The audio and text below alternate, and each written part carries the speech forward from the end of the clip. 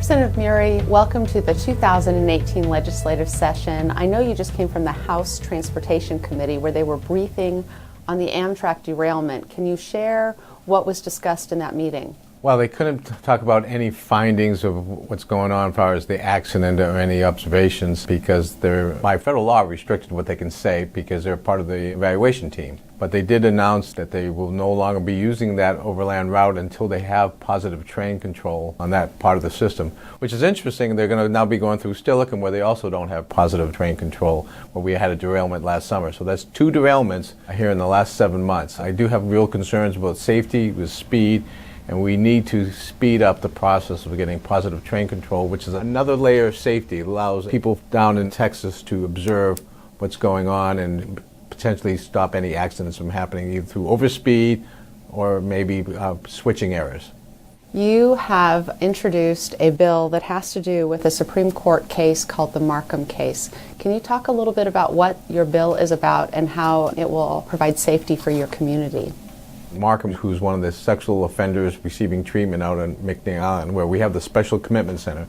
These are level 3 offenders who are the worst of the worst, who the medical people believe need to have therapy before they're allowed release. They've already done their jail time, they're out of jail, and they're now at the Special Commitment Center, which is in McNeil Island, which is part of the 28th District.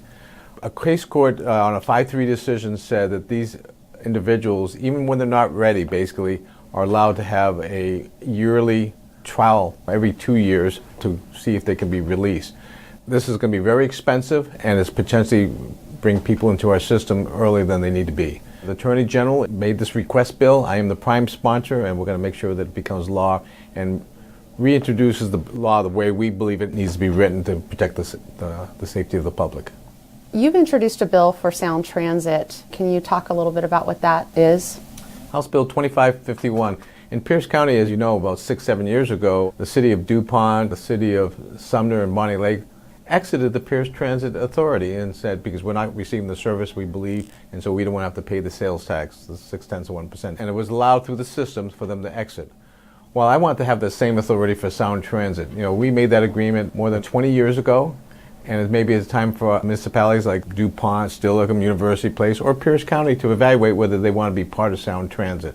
We don't have that authority. This bill would give it the authorities of municipalities, either through a vote of the people or through a vote of the city council, to exit sound transit and thus not have to pay sound transit license fees, sales tax, and property tax that goes along with it.